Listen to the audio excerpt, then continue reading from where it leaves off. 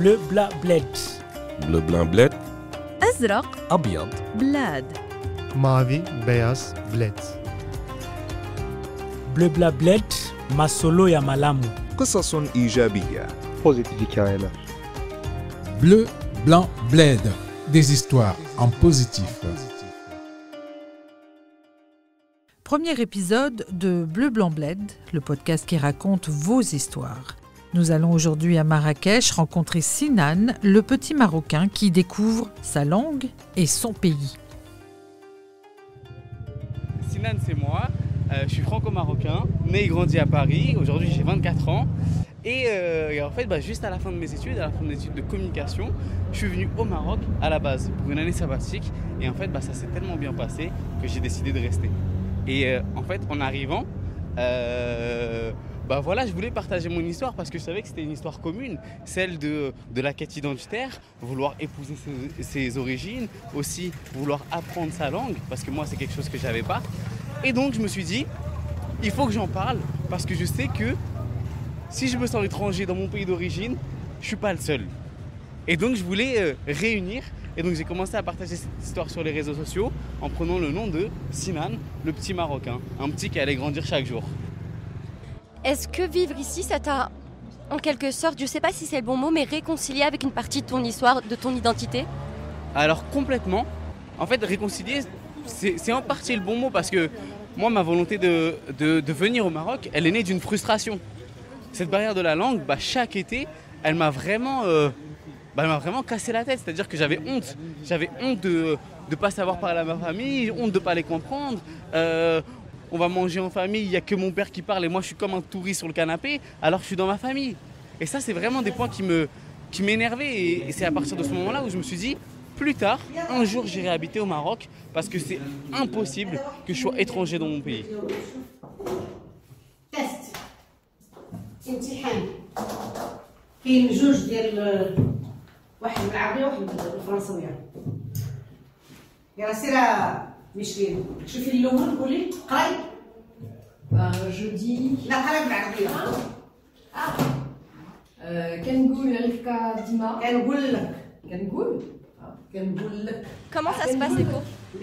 Alors ça se passe magnifiquement bien. En fait, il faut vraiment se dire que je suis arrivé à Marrakech, j'avais que 30 mots. Je ne savais même pas faire une phrase. Et en fait, oui, je ne pouvais pas du tout communiquer. Et d'ailleurs, mon premier jour à Marrakech, ça a été un très très grand choc culturel. Parce que je suis parti habiter chez une tante, en fait, qui ne parlait pas français. Et moi, je ne parlais pas d'Alija. Et en fait, on s'est retrouvés, elle et moi, ensemble. Et en fait, sans pouvoir échanger. Donc moi, imagine à ce moment-là où elle m'accueille, elle me fait cet immense plaisir-là. Et en fait, j'ai même pas vraiment de quoi lui dire merci. Et à part dire shukran, finalement, j'ai même pas de quoi faire une discussion. Donc oui, c'était un grand choc, moi, qui m'avait vraiment mis dans le mal. Et j'ai réalisé à quel point mon année sabbatique n'allait pas être sabbatique du tout. Et qu'il y avait beaucoup de travail à faire pour avancer vers moi-même, en fait. Et en fait, mes cours de Dalija, c'est la clé qui me permet d'embrasser mon identité, quoi. Alors, par rapport à ce que j'ai appris à dire, en fait, ce qui est beau, c'est qu'aujourd'hui, je peux parler, en fait. Je peux vraiment échanger, dire tout ce que je veux, quand je veux. Je peux résoudre des situations. Je peux parler au passé, présent, futur. Et ça, c'est quelque chose déjà d'immense. Et je me rappelle même le jour où la première fois de ma vie, j'ai pu écrire une phrase en arabe tout seul, mais pour moi c'était un jour de fête. Technique du contrôle. On te dit Aïd Moubarak, tu dis Aïd Moubarak. Aïd Moubarak, Aïd Moubarak. Ping pong, ta ta. Option 3 que j'aime beaucoup parce qu'elle est technique mais accessible et qu'elle passe trop crème, à l'Iberfik. À l'Iberfik. Que tu peux dire aussi l'Iberfik. Donc tu vois, en termes d'accent, c'est très accessible. L'Iberfik. Quatrième option, un peu plus technique, un peu plus glottural, mais qui passe très crème et que j'ai beaucoup entendu au Maroc. Alina ou Alik. Alina ou Alik. Faut juste un petit peu inciter sur le je peux penser à Claude François quand il fait voile sur le Nil. Alina ou Alik. Alina ou Alik. Option 5. Là, c'est un plus technique. Et quand je l'ai lu, ma gorge elle était en PLS. La langue n'a pas suivi. On voit que tu partages ton apprentissage sur Instagram, sur tes réseaux sociaux. Quelle Qu'est-ce que tu as appris à dire et est-ce qu'il y a des expressions qui t'ont marqué ou qui sont encore difficiles pour toi à prononcer? À travers l'arabe, on transmet énormément d'amour. Même dans le salam alaikum, c'est-à-dire que la paix soit sur toi. Imagine, tu es en France, tu dis à quelqu'un que la paix soit sur toi. C'est-à-dire que tu as vraiment beaucoup d'amour à donner. Et moi, une expression qui m'a vraiment marqué, c'est « Tissa fil khatar ». Tissa fil khatar qui veut dire « il y aura de la place dans les émotions ». Littéralement. Mais en fait, ça veut dire qu'il y aura toujours une place pour toi. Et cette expression, elle m'a marqué parce qu'en fait, c'est un Marocain qui me l'a dit dans une situation où on était dans une petite salle, on voulait être tous ensemble, et finalement, il n'y avait même plus de place pour moi, parce qu'il y avait trop de gens. Et du coup, moi, limite, j'allais même pas rentrer, tu vois, et j'allais même pas te demander à rentrer. Et lui, il m'a pris par le poignet et m'a dit « Tissa fil khatar ». Et en fait, c'était trop chaleureux, tu vois, parce qu'il a vraiment cherché à m'inclure, à m'accueillir. Et ça, tu vois, c'est toute la beauté de la culture marocaine qui se reflète à travers ces expressions.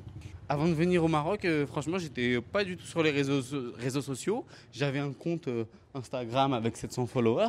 Et en fait, c'est en arrivant que j'ai commencé à partager cette histoire, que petit à petit, vraiment au début, vraiment petit à petit, ça a réuni les gens.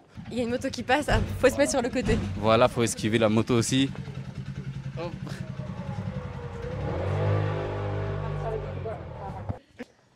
C'est ça qui est beau en fait avec cette histoire, c'est-à-dire que quand je me suis lancé sur les réseaux sociaux, déjà quand je suis arrivé au Maroc, c'était pas pour devenir influenceur, c'était vraiment pour vivre mon expérience, vivre une expérience de vie. Après, j'ai commencé à la partager parce que de manière naturelle, j'aime bien communiquer et partager avec les gens. Et en fait, cette histoire, elle a énormément réuni. Et quand je parle de mon rapport à mon identité et à la langue, en fait, ça résonne énormément chez plein de gens comme moi. Et moi, ce qui me plaît, c'est qu'en fait, à travers mon compte, à la fois, les parents entendent ce que leurs enfants ne leur disent pas, et les enfants entendent ce qu'ils ne disent pas à leurs parents. Pourquoi tu ne m'as pas appris l'arabe? J'ai honte de ne pas parler ma langue. Des ressentis intimes qui résonnent énormément. Est-ce que tu pourrais imaginer un jour retourner vivre en France ou c'est définitivement chez toi? La question c'est est-ce que je m'imaginais rester au Maroc? Moi, c'était vraiment une année sabbatique et à la fin, je rentre en France, je reprends ma petite vie, un petit boulot dans la communication et basta. Mais en fait, je me suis tellement attaché ici que oui, j'ai voulu rester en fait. Et notamment parce que mon métier en fait, il s'est créé sur le tas. C'est-à-dire c'est ce métier de créateur de contenu à travers le petit Marocain pour parler d'identité et du Maroc et de l'Afrique d'aujourd'hui. Et en fait, vivre en France, pourquoi pas? Moi, je suis franco-marocain, je suis attaché aux deux pays et en fait, dans aucun cas, j'ai quitté l'un pour l'autre. Même aujourd'hui, en étant au Maroc, j'ai pas quitté la France, tu vois. Et même dans 50 ans, même si je serais dans un autre pays, je serais toujours rattaché d'une manière à une autre à la France. Et moi, je suis citoyen du monde. J'ai hésité à le dire parce que ça fait vraiment hippie. Mais non, mais moi, je suis attaché là où mon cœur me mène. Donc, habiter au Maroc, habiter en France, habiter partout ailleurs, ça pourrait être des choses qui me parlent. Donc, avec plaisir pour habiter en France si le vent m'y mène. Je suis devenu trop marocain. Il y a une personne qui m'est rentrée dedans, elle m'a dit sorry. Je lui ai dit, Machi Mouchkil. Je suis devenu trop marocain. Le ciel est bleu, il fait un petit peu beau à Paris. Les gens ils sont sortis en t-shirt. Moi je suis en manteau, veste, double veste, triple veste. J'ai un flow aléatoire, on dirait un porte-manteau. Et je caille. Leur show à eux les Parisiens que je ne suis plus. C'est devenu mon froid à moi.